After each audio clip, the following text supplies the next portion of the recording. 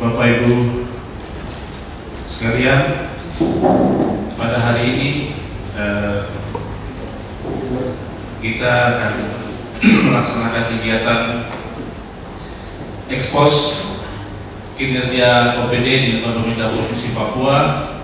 Kegiatan ini akan bersifat dialog dan berupa saran dan masukan mungkin dari teman-teman, para pejabat maupun teman-teman wartawan dan tamu-tamu lainnya yang akan hadir pada saat ini, memberikan saran dan masukan untuk memperkaya informasi dan data pendukung untuk bersama-sama dengan Bapak Ibu narasumber yang berkenan hadir pada kesempatan ini sesuai bidang tugas masing-masing.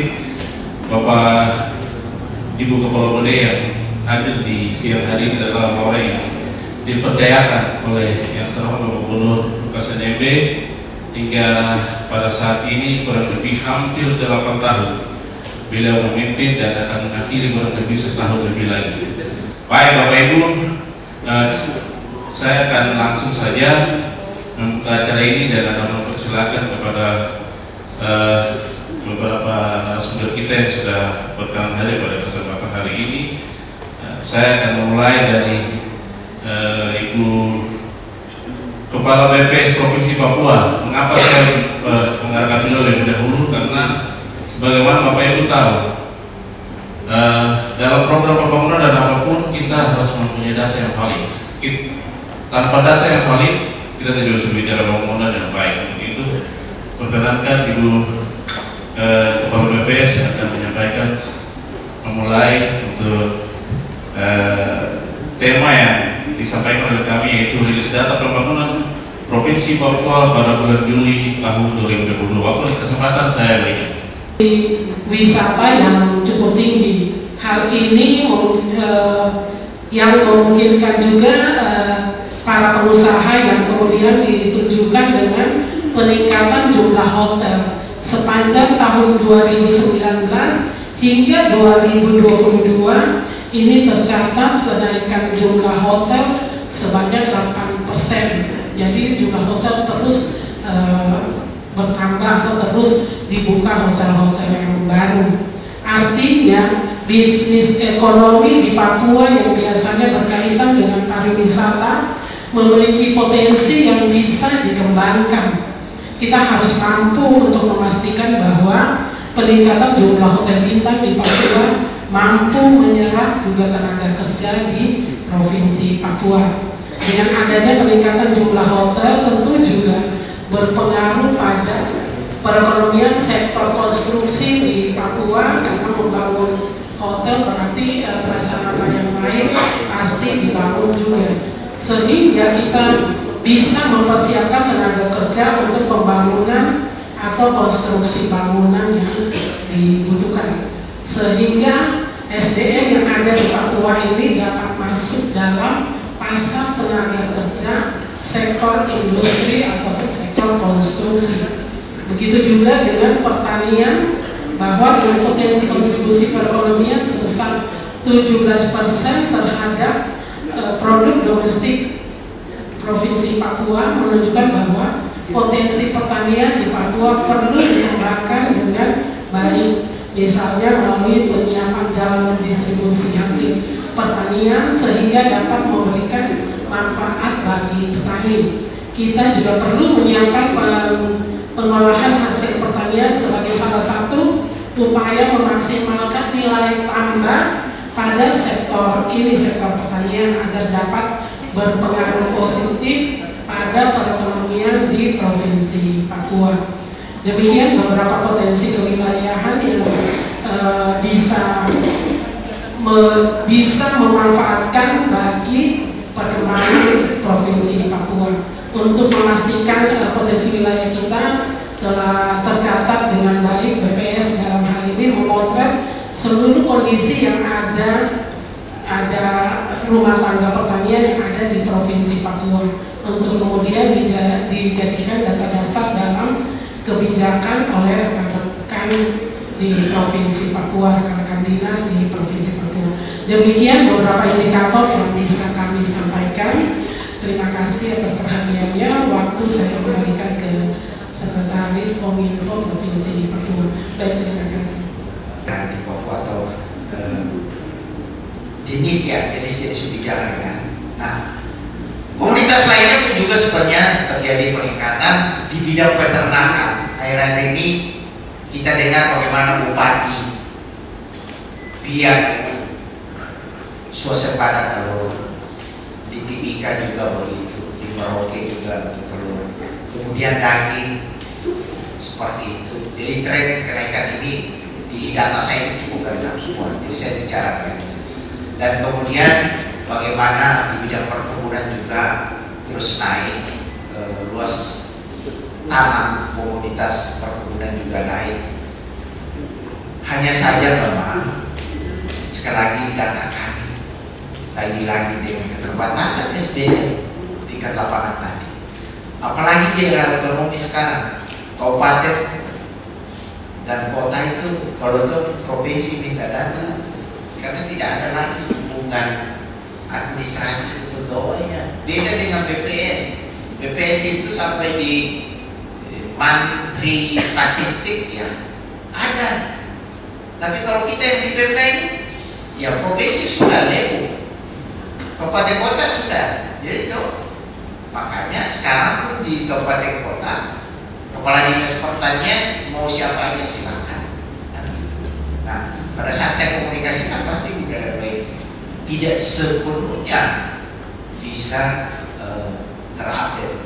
Nah, jadi kalau hari ini, terutama di 2019, 2020, 2021, data saya ini hampir saya bilang, aduh, saya sendiri tidak begitu yakin. Nanti kamu wartawan pasti kejar saya. Data saya tidak terlalu yakin karena sumbernya kan harus kabupaten kota. Sama dengan teman-teman BPS pun juga menuliskan itu karena berdasarkan data. Tetapi kenyataan sampai hari ini kita tidak dengar ada kelamaran. Ya. Nah, kami ada mengolah data, kita akan hampir di ujung nih, Pak Sekretaris. Saya melihat saja di bagaimana kita ini datanya teman-teman wartawan, kalau kamu nanti yang minta di belakang itu punya saudara sih. Saya ingin lihat saja seperti apa ketersediaan pangan kita pada bulan Juni. Nah, data ini terhadap terutama pangan. Itu kalau file ini akan belakang-belakang, mungkin yang bagian operator. Baru dibuka kembali karena nelayan kan sore baru tiba dari 4 sore jam 10 malam dibuka kuliner di BPH. Itu target yang coba mudah-mudahan terjadi. Itu yang mau dilaksanakan. Kemudian pengembangan kawasan perikanan terpadu tetap kita jalankan. Data dukung kontrak yang ada itu masalah penjarahan, kepemilikan lahan, pelabuhan yang masih disampaikan. Jadi beberapa pelabuhan yang ada masalah tanahnya masih ditinggalkan oleh kabupaten bersangkutan. Belum seluruh pelabuhan perikanan memiliki sertifikat benar, agar semua juga pelabuhan. Jadi bagaimana aset mau dipindahkan ke provinsi, sertifikatnya belum ada di kabupaten. Next, oke, next implementasi. Nah ini tadi yang pertama tadi saya katakan perikanan tuntun, kedua adalah kampung nelayan dan kampung nelayan. Next, ini dalam rangka peningkatan fokus produksi komunitas unggulan dengan mengembangkan dan mempush satu lingkungan di situ untuk meningkatkan pendapatan, meningkatkan kualitas lingkungan, menjaga komunitas yang terpunah komunitas, kemudian terciptanya perlindungan sosial, dan terakhir meningkatkan kapasitas SDM. Next. Ini adalah Kabupaten Nelayan Maju.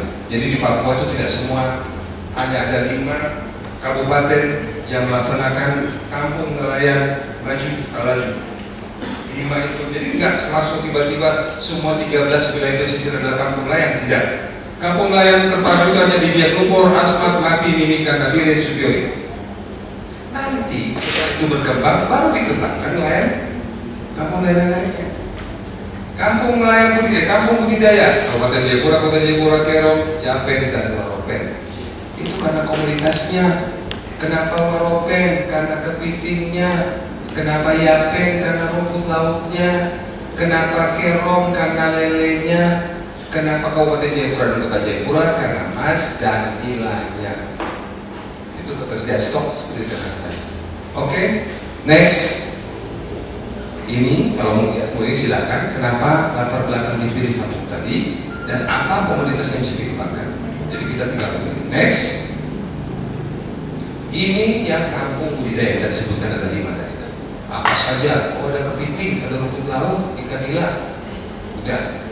Jadi setiap usulan kita harus kita bertanggung dan kita dukung sepenuhnya, termasuk pemerintah daerah. Next. Tidak lanjut. Next. Ini hampir sama seperti tadi, tapi secara garis besar nanti bisa disampai dilihat. Next. Demikian. Harus duduk bersama dengan pemerintah PNG, menyampaikan kepada pemerintah pusat, kemudian kita berbicara dengan pemerintah PNG. Di situ ada forum-forum kerjasamanya. Seperti ada permasalahan, ada penebangan hutan yang masuk sampai di wilayah kita. Ini kita baru saja, ya, di Moso dan Nyakono, Papua Nugini. Ada perusahaan Malaysia, ada laporan dari warga di Moso bahwa ada penebangan hutan di Nyakono. Nyakono ini di Papua Nugini sebelah Moso. Nyakono, kampung Nyakono itu yang masuk sampai di hampir 3 kilo di wilayah kita. Apa yang kami buat? Oke, sebelum bicara dengan pemerintah PNG, mari kita turun ke masyarakat, kita tanyakan kembali bersama-sama dengan pemerintah kota dan juga instansi teknis, dalam hal ini kehutanan. Kita turun, kita tanya seperti bagaimana. Oh ya, seperti begini-begini. Oke, kalau seperti begitu kita akan turun lapangan. Kita lihat kondisi lapangan. Mungkin kita turun sendiri dulu, baru kemudian kita akan bersama-sama dengan pemerintah PNG melakukan joint verifikasi. Itu sebabnya di dalam kegiatan-kegiatan Badan Pengelola Perbatasan selalu melakukan joint verifikasi. Joint verifikasi penduduk, joint verifikasi seperti kasus ini, kasus penebangan pohon. Ini kita akan lakukan joint verifikasi. Kenapa harus melakukan joint verifikasi? Kembali lagi yang tadi, karena kita ini common border, kita harus menjaga hubungan antara Indonesia dan Papua Nugini. Kita harus menjaga hubungan antara negara tetangga yang kita sudah bangun. Kita akan turun bersama-sama untuk melihat, dan kemudian dengan instansi teknis. Dalam hal ini kalau mereka mapping bureau, kalau kita tim geospasial, tim topografi, itu yang akan kita bawa dan kemudian kita lihat, dan tentunya teman-teman dari dinas kehutanan, dari kehutanan, forestry mereka pun sama. Jadi kita tidak turun sendiri. Itu sebabnya permasalahan perbatasan kami ini sebagai fasilitator, sebagai koordinator. Dengan mengenal seperti itu, peningkatan keterampilannya berjalan, UMKM juga bisa naik. Dan perbatasan kita ini bukan hanya sebagai pos lintas batas yang melayani administrasi lintas batas, tetapi juga sebagai pintu ekonomi atau kita bilang gate to Pacific. Saya pikir demikian Ibu Bapak sekalian. Terima kasih banyak. Tuhan memberkati kita sekalian. Terima kasih.